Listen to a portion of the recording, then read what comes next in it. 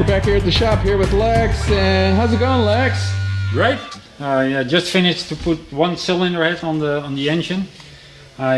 Before I put the cylinder head on, I added the header, so the exhaust basically.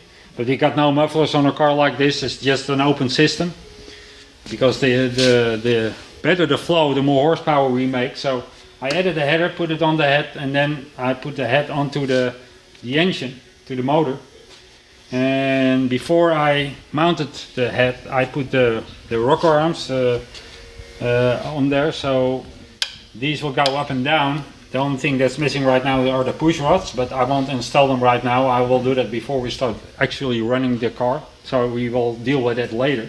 So there's some parts you can't really put on until you actually start racing, right? Well, you can put them on, but the thing is it will wear, because if I put in the push rods right now, some of those valves will be engaged, so the springs will be pressurized a lot, so that will wear out the springs even though we are not running the car. So that's something we don't want to do. So that's why we put it together like this. The fuel system is in there, the rocker arms are in there, the valve train they call it. You see the spark plugs. We got 2 spark plugs per cylinder to ignite all the fuel that's going in there, and so that's all there. Then what goes on top? So now. Well, and then now we are at the point that we discussed them earlier. We got the valve covers. The valve covers that were late. Yeah. So that was the late valve covers. The late valve covers. We put the tubes in there. I had to do that, so that's all done now.